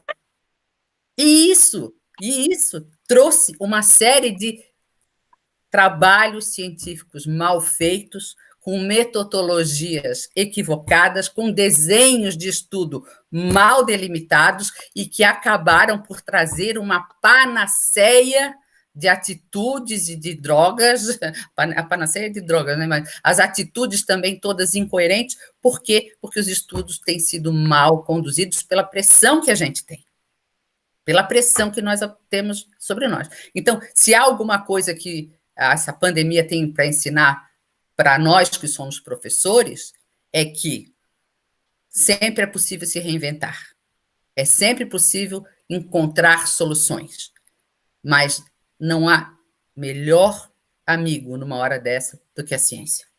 E ciência precisa de tempo, ela demanda um tempo para que as coisas aconteçam da forma adequada, os estudos demandam tempo necessário para que as análises e as seleções de pacientes não tenham vieses que possam dar resultados equivocados no futuro. Essa eu acho que é a grande lição que o Covid nos traz. A princípio eu diria que a pandemia não mudou os preceitos básicos da medicina. Continuam valendo os mesmos preceitos, apenas com um volume de atendimento muito maior e com uma monotonia diagnóstica. Esse talvez seja o grande desafio, porque geralmente o médico ele é desafiado diariamente num dia fazer inúmeros diagnósticos diferentes, e sempre busca, como o Dr. House diz, o lupus, mas não é lupus, né? Não é lupus. E hoje tudo é Covid. Isso já é um problema, porque você vai passar por outras circunstâncias que não são Covid. Você tem variantes do Covid, a gente pode usar 50 tons de Covid que podem acontecer em diferentes tipos de pacientes, não são todos iguais, todos têm manifestações distintas, peculiaridades têm que ser avaliadas. Sobre um outro olhar, que é o olhar do acadêmico de medicina, principalmente do aluno do 6º ano, do residente de medicina, eles vão ter um prejuízo muito grande sob o ponto de vista de conteúdo pela peculiaridade que nós estamos vivendo. Por outro lado, ele vai ter um momento único na carreira, que poucos nós tivemos, de entender como é que funciona uma medicina de urgência pandêmica, onde as necessidades são muito grandes, onde você é pressionado diariamente devido a tomar condutas independentes, tem que fazer alguma coisa. Não é assim, e você tem que aprender a respirar fundo, explicar e não ser levado pela manada para tomar decisões que são incorretas. Medicina não é democracia. A maioria não está certo na medicina necessariamente. A certeza está na busca pela ciência, através da ciência da verdade, que também é mutável. Eu vejo muitas críticas à Organização Mundial de Saúde, ao próprio Dr. Fauci, que fez determinadas afirmações, mas aquelas afirmações eram verdadeiras até aquele momento. Se vocês forem observar, em 6 meses, a quantidade de informações que nós temos a respeito do Covid é única na história médica. Entretanto, é insuficiente para nós tomarmos decisões assertivas em relação à prevenção de complicações. O que nós sabemos, ninguém quer fazer. É afastamento, lavar as mãos, coisas que todo mundo... Minha avó já dizia isso antes de ser médico. Lave as mãos, não tussa na cara dos outros, não fique em aglomerações, abra a janela quando está em aglomeração, nenhuma novidade. Isso as pessoas não querem fazer. E esse é o nosso grande desafio. E, obviamente, os alunos e os residentes têm que interpretar que esse é o momento e têm que tirar o máximo dessa circunstância, e tem muita coisa para ser aprendida nesse cenário. E, obviamente, temos que olhar, e essa é a minha grande preocupação que nós estamos vendo aqui, o excesso de mortalidade em outras doenças, porque as pessoas não estão indo para o hospital com medo de pegar Covid, com infarto, com AVC. Tudo isso vai levar a um aumento da mortalidade das outras doenças. Por outro lado, hoje nós tivemos uma informação de Curitiba, que a mortalidade por acidente de trânsito caiu mais de 60% em Curitiba, o que é um número bom.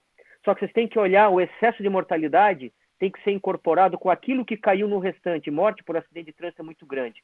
Isso representa um aumento de mortalidade excessivo, diretamente pela doença Covid e indiretamente pela ação nas outras doenças que acabam sendo prejudicadas pelo alto fluxo de pessoas e também pelo diagnóstico monótono de tudo é Covid, e isso traz, sim, repercussões. Os alunos têm que prestar atenção nisso e, obviamente, com seus orientadores, buscar tirar o máximo desse momento, e vocês vão ter muito tempo para ver as outras circunstâncias, e nós vamos viver muito tempo com isso, gente. Não será esse ano que será resolvido.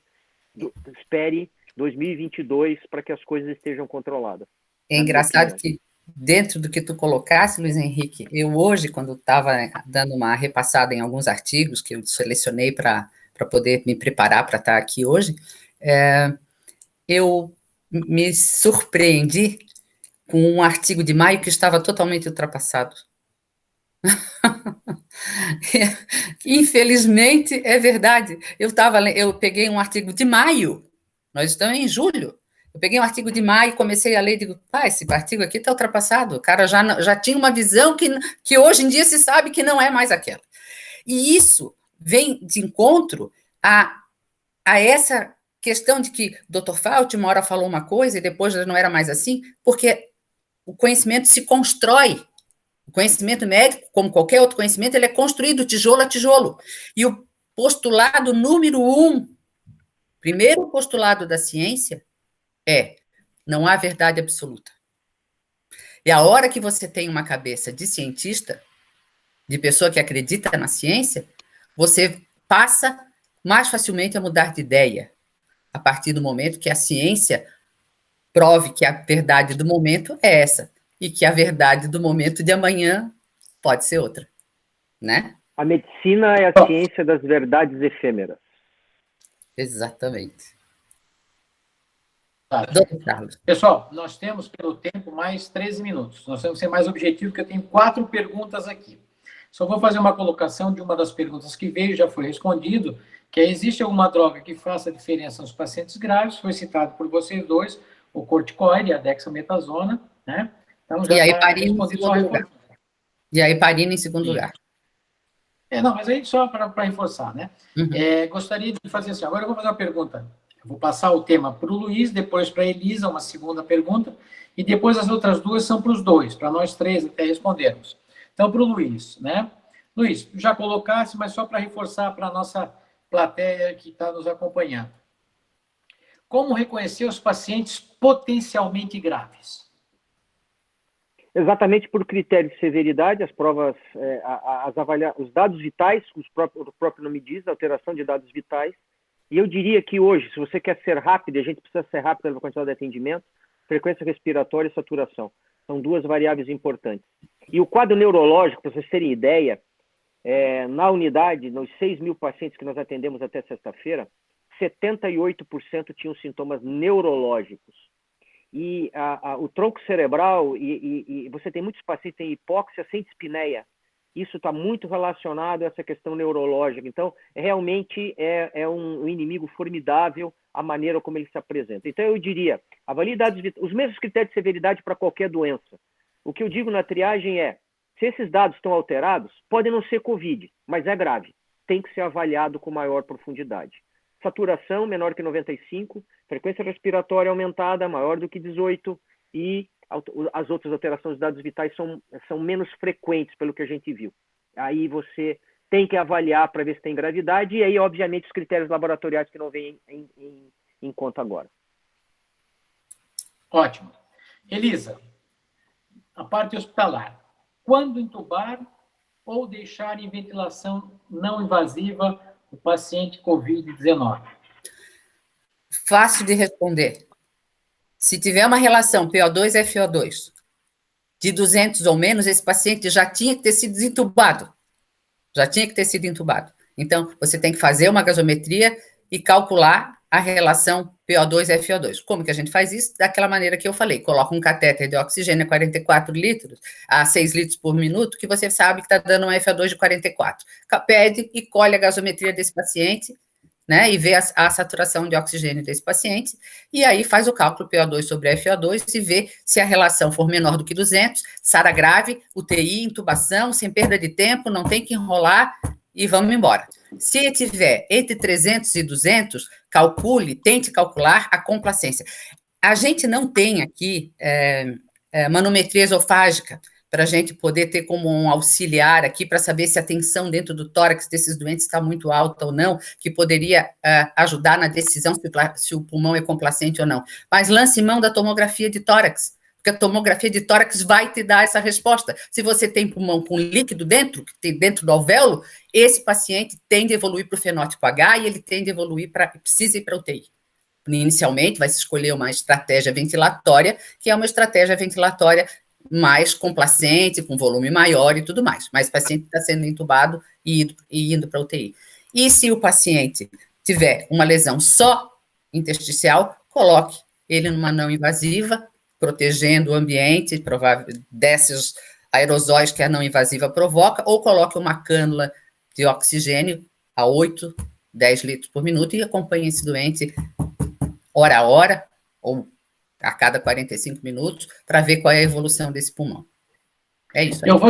Eu vou expandir a pergunta, então, porque foi interessante. Aqui na região, vários hospitais menores abriram UTIs para Covid. Dayal, Timbó, Gaspar, e nenhum desses hospitais tem tomografia.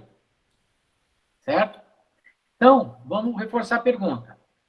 Não tem tomografia. Qual o critério? Para entubar ou ventilação não invasiva? Bom, aí complica um pouco a tua vida, mas tu pode lançar mão do raio-x simples, e a maioria dos hospitais tem raio-x simples. Você pode correr o risco de não conseguir interpretar adequadamente se há ou não há consolidação alveolar, ou se há apenas consolidação intersticial. Para isso, você precisa de um médico treinado. E o que eu vejo com frequência é que nesses hospitais do interior, nessas UTIs de interior, está geralmente o pessoal mais jovem, que saiu há pouco tempo da faculdade, e que vem de um modo de ensino em que se está abandonando a interpretação da raio-x de tórax. Eu teria uma certa facilidade numa hora como essa, porque eu venho de uma geração onde a gente aprendia a ver raio-x, não tinha tomografia. Então, o raio-x dava até o nome do endereço do paciente, se tu quisesse. Olhasse bem, tu sabia até o endereço do cara, pelo raio-x, né? Nesse momento em que você está num local onde você não tem um raio-x de tórax, faça o teste da PO2 e FO2 e já determine se esse paciente está no caminho ou não da SARA grave ou se ele ainda é um paciente intermediário. Essa é a única coisa que você pode fazer nesse momento. E faça um raio-x de tórax. Em alguns locais, que eu duvido que se não tem tomógrafo, possivelmente não vai ter ultrassonografista na beira do leito. Mas o ultrassom na beira do leito é uma boa alternativa à tomografia. Os estudos mostraram que nos hospitais em que não há tomógrafo, quando há um ultrassonografista na beira do leito e passa ultrassom sobre o tórax, sobre o pulmão, ele pode identificar com maior precisão a presença de líquido dentro do alvéolo. No nosso caso, eu ainda sugiro o bom e velho raio-x de tórax para aqueles que não têm tomografia. Perfeito. E agora eu deixei para o final duas colocações bem picantes. Uma que vocês vão gostar muito, eu vou deixar agora, e a última é uma pergunta, uma colocação mais geral. Mas eu vou colocar essa porque é a pergunta da moda, estava na cara que ela ia vir, né? Não tinha dúvida nenhuma. E a colocação é a seguinte: gostaria de sua opinião sobre o tratamento precoce com hidroxicloroquina. Muitos estudos não identificam o benefício do uso da medicação, mas os maiores só avaliaram em estágios avançados da doença, após 8 dias de evolução. E agora? Simples, sem estudo não dá para fazer. A partir do momento que você tiver evidências de que funcione, evidências essas que não aparecerem em nenhuma outra doença viral, hidroxicloroquina, essa questão lisossomal foi estudada em todas as doenças virais, HIV, ebola, etc., vários, e in vitro funciona muito bem, em vivo você não tem a mesma efetividade. Portanto, até pode ser uma situação que venha a comprovar efetividade. Mas volto a falar, o que é precoce? Se você não tem o teste na mão, se você leva 14 dias para fazer, pode não ser Covid, você vai estar fazendo desnecessariamente uma droga. Então, você vai precisar definir o que é precoce, como diagnosticar precocemente essa circunstância, para aí, então, você fazer um estudo dessa monta. O Brasil está fazendo um estudo nessa situação da cloroquina precoce. Vamos ver o que vai dar, mas até lá, nós temos que observar e identificar precocemente o paciente com risco de gravidade. Elisa? Eu acho que não há verdade absoluta em ciência. Isso é o ponto número 1. O cientista, o médico, ele tem que estar aberto sempre a mudar de opinião assim que as evidências surjam. Não há evidências de que a cloroquina funcione nitidamente, mas também não há evidências de que ela não funcione, porque muitos estudos não mostraram essa abordagem do primeiro ao quinto ou do primeiro até o 7º dia, que seria essa tal da doença precoce, antes da ruptura lisossomal. Então, acho que essa opinião tem que ser melhor formada. Eu prefiro não me expor aqui, além disso, e dizer que estou aberta a qualquer situação em que haja comprovação, tanto de que não faz mal, quanto de que pode fazer bem. Precisamos aguardar um estudo da fase do 1º ao 5º dia para bater o martelo. É isso. Bater o martelo. Eu vou me expor um pouco. Eu tenho uma visão bem clara assim. Sempre defendendo a ciência e a pesquisa em cima de qualquer terapêutica que venha a ser instalada. Isso não tenho dúvida, é o que a gente estuda e aprende. Mas eu tenho duas coisas básicas na minha cabeça bem clara quanto a tratamento.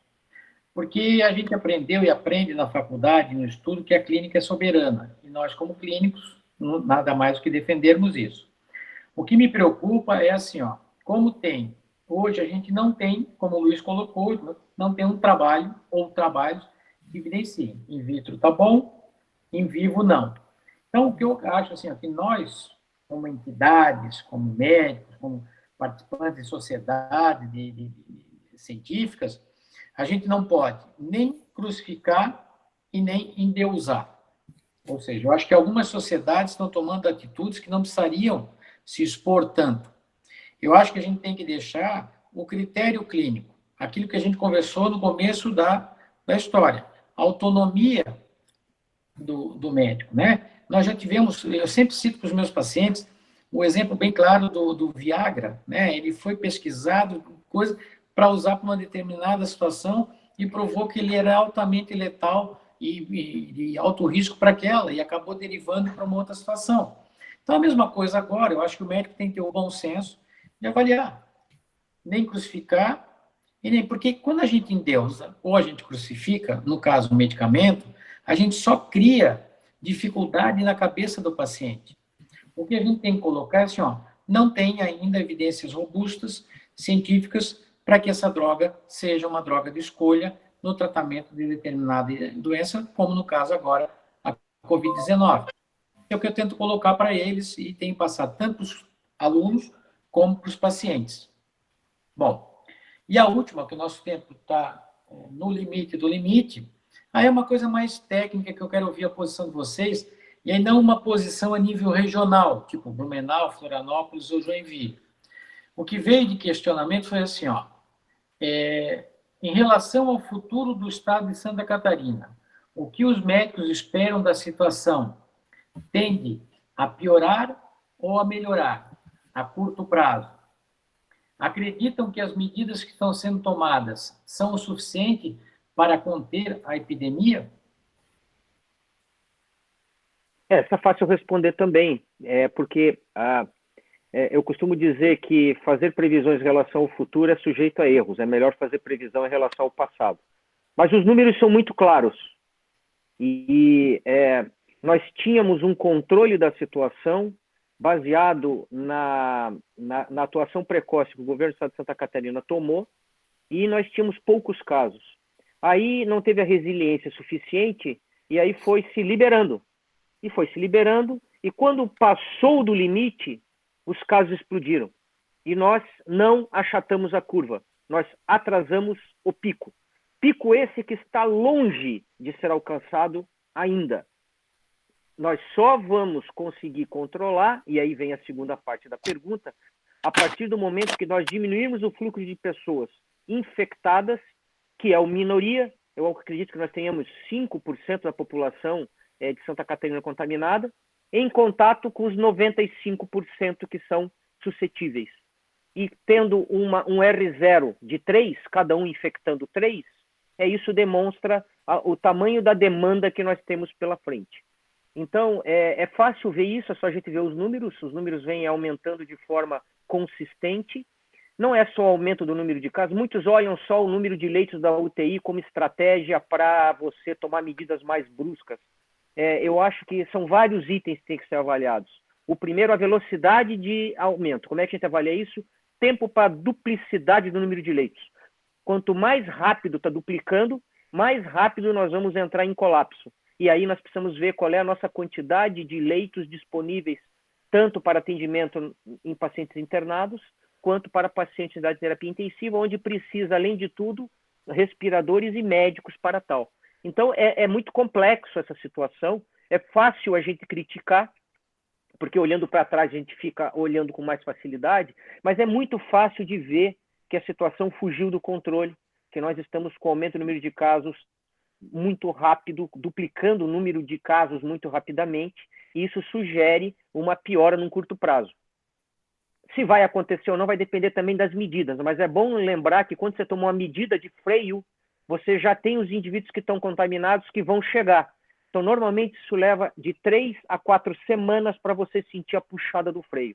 É igual você querer frear um transatlântico. Você tem que começar a frear muito antes para ele parar no lugar que você quer. Eu acho que não tenho nada para complementar do que o Luiz Henrique falou, é isso aí, não tem dúvida, né? Ainda não se conseguiu, com toda a evolução que a gente já tem em relação à época em que houve a gripe espanhola, ainda não se conseguiu fazer nada de efetivamente diferente do que se tinha, já se apregoava naquela época. Distanciamento social e ficar em casa, isolamento social e distanciamento e isolamento social. Eu estava vendo umas fotografias da época da gripe espanhola na Europa e as pessoas estavam de máscaras caseiras, andando na rua, e o que se apregoava nos jornais da época, era uma retrospectiva, aparecia os jornais da época falando sobre a gripe espanhola, e aparecia, fique em casa, e as pessoas de máscara caseira na rua, quer dizer, lá já se vão mais de 100 anos, quase 100 anos, né? Já tem 100 anos, porque foi em 1920. 18. É. 18. 18? Então. 18. Então, 102 anos, né? E a gente continua fazendo a mesma coisa.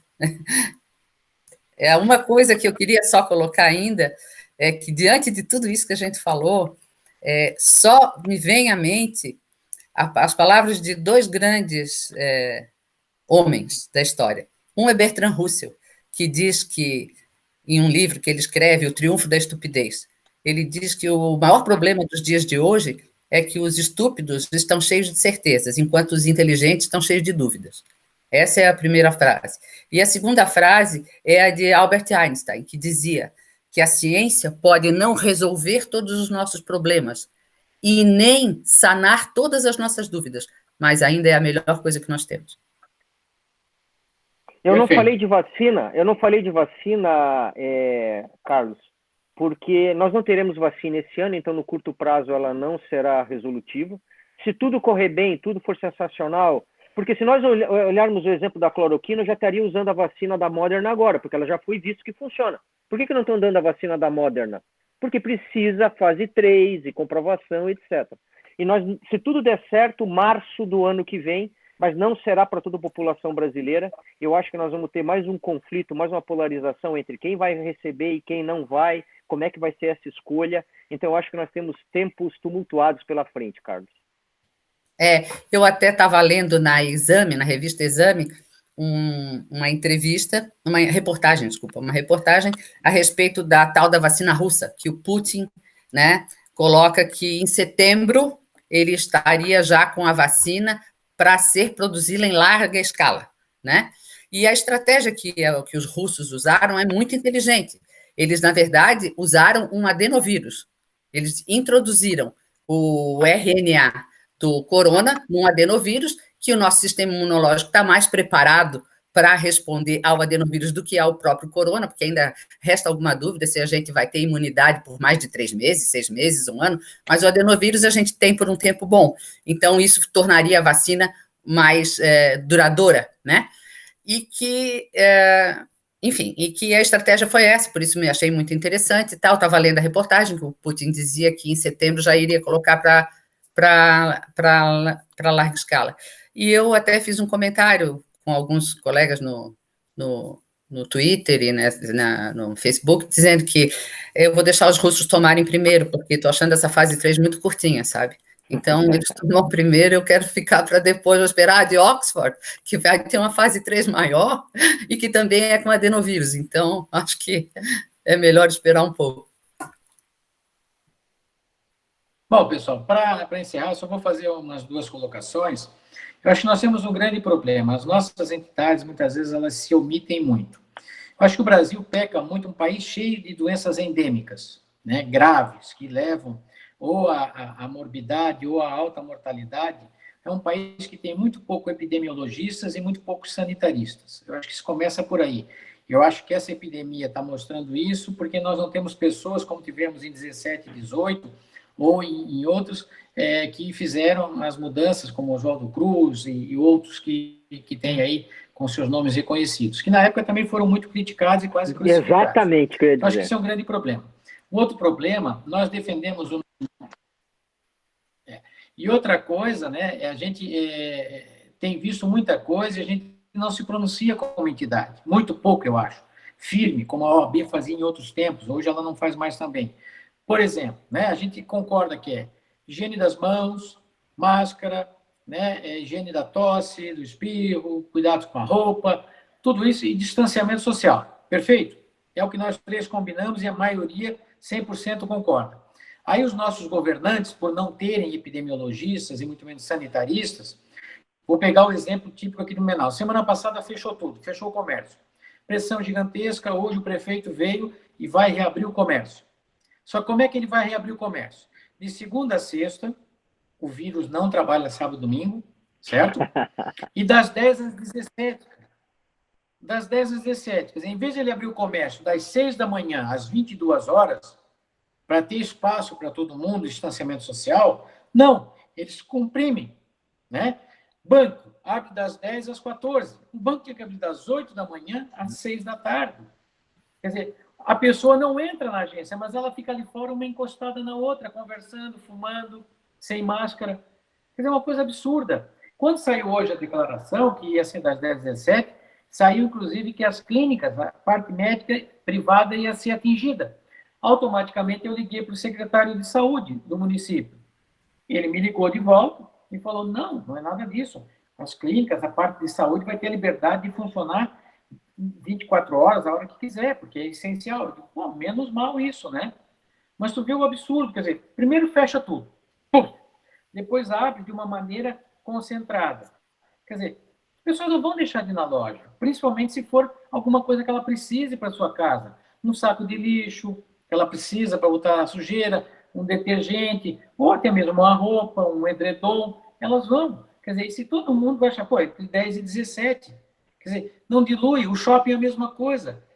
Pressionar o shopping, pô, manda abrir às 6 da manhã e fechar às 10 da noite, dilui, e aí sim, limita a entrada de pessoas, né? Então, vai entrar 30 pessoas, é 30%, mas com um horário distanciado. Ninguém vai ficar angustiado de ter que ir logo, porque tem pouco tempo, e se não chegar, ele vai ficar de fora. Quer dizer, só vai gerar mais tumulto e mais gente na porta e mais contaminação. Queria só fazer essa colocação, porque eu acho isso um absurdo na epidemia que a gente está vivendo. E não é só em Blumenau, isso está acontecendo no estado e no Brasil inteiro. Eu queria agradecer muito Luiz Henrique, um grande amigo, Elisa, uma grande amiga. Eu acho que a gente tentou passar para os nossos colegas e estudantes que nos acompanharam nessa live. A tendência é que a gente procure no futuro, se por acaso essa situação se expandir mais e surgir alguma situação diferente, a gente volta a marcar uma nova apresentação, discussão de temas, para trazer alguma coisa para todos.